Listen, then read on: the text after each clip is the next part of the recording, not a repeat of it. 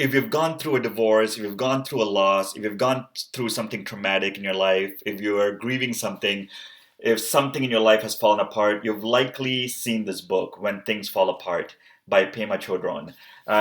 Been one of the most influential books in my life.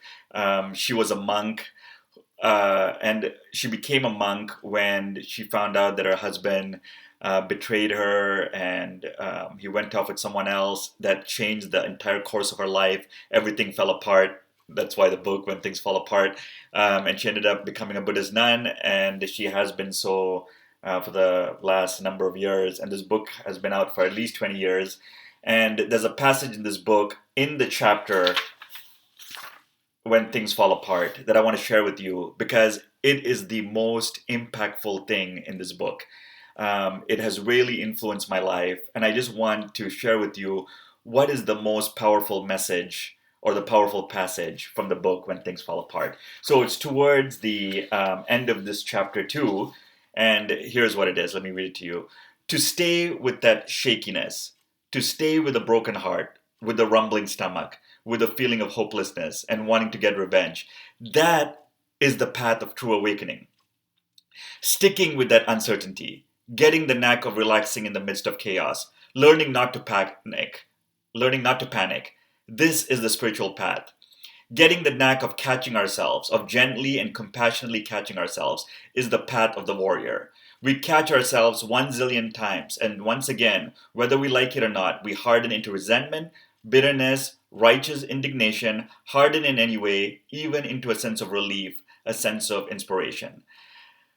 Here's what she says: to stay in the shakiness, to stay with a broken heart, to want to get revenge, this is the path of true awakening. You never get to this place of peace and spiritual awareness by itself. It's sort of in this shakiness between wanting to do the right thing and also wanting to get revenge, this in between state. That is the path of the warrior. That is what you and I have to walk. It's not going to be easy for us. We are human beings. So all of these things are going to come up. When a situation happens, there is both peace and there's both the desire to get revenge. There's the both acceptance and being unsettled by the events that have occurred in our life. So for us to stay in the shakiness, to stay in this bad place, that is the path of true awakening. You never get to a place, if you're thinking to yourself, I'm just going to wake up one day fully enlightened, fully awakened. That's good thinking. You may be the Buddha, but if you're a regular human being going through a regular life and you're aspiring to be your highest spiritual self and get through difficult moments in your life, then this sounds like it's the way. The warrior walks this fine line between the reality of your human nature and the aspirations of what we can possibly be and possibly have and have the peace in our life. And we walk through this fine line.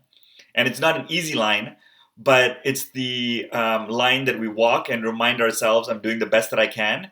And it's in this place of shakiness. I mean, it's just so powerful for me when she says that, because I'm like, okay, I don't have to become the Buddha or some saint or some realized person. Like, just in this battle, we become warriors.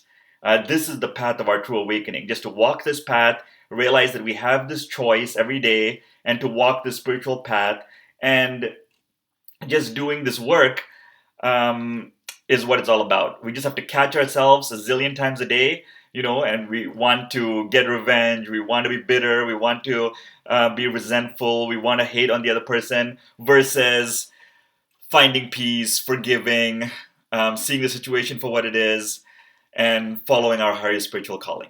So if you're walking on this path, then that's it. You're doing the work. We are spiritual warriors walking the path. There's not much more to it. So when you get this book, check out chapter 2, When Things Fall Apart, and the chapter itself is called When Things Fall Apart. And once you realize that you don't have to get to this highly realized state, you don't have to get to this place of peace, you don't have to become a self-realized monk, you don't have to go and spend hundreds of years in the Himalayas. If you just get this point that you're doing the best that you can, you're walking in that middle path, you are being the warrior in the midst of this internal fire, that's all you need to know. All right? See ya.